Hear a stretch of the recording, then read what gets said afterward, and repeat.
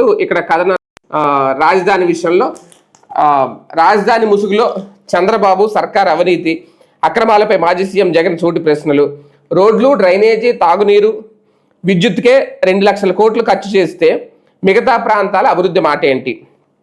7 ఏళ్ళు మీరే ముఖ్యమంత్రిగా ఉండి భూములు ఇచ్చిన రైతులకు కనీసం ఫ్లాట్లు ఎందుకు ఇవ్వలేదు బాబు? సెల్ఫ్ ఫైనాన్సింగ్ ప్రాజెక్ట్ అయితే అమరావతి కోసం ఇప్పటికే 47,387 కోట్లు అప్పు ఎందుకు చేసినట్లు? బట్టలను నొక్కడం పెద్ద విషయం కాదన్న బాబు ఇప్పుడు ఉద్యోగులు జీతాలు ఎందుకు ఇవ్వలేకపోతున్నారు? వైఎస్ జగన్ ప్రశ్నలకు జవాబు చెక్కలేక సీఎం చంద్రబాబు నుంచి మంత్రుల వరకు ఎదురుదాడి. ప్లాన్ ఏ నచ్చకపోతే ప్లాన్ బి మామూలుగా అమలు చేయాలంటూ వైఎస్ జగన్ చేసిన ప్రతిపాదనకు అన్ని వర్గాల నుంచి సానుకూల స్పందనట. వీళ్ళు ఇలాగే రాసుకుంటారు సాక్షి కాబట్టి. అమరావతి పేరుతో భ్రమలు కల్పిస్తూ బాబు సర్కారు యథేచ్ఛగా సాగిస్తున్న దోపిడీపై ప్రజలు పెద్ద ఎత్తున చర్చ.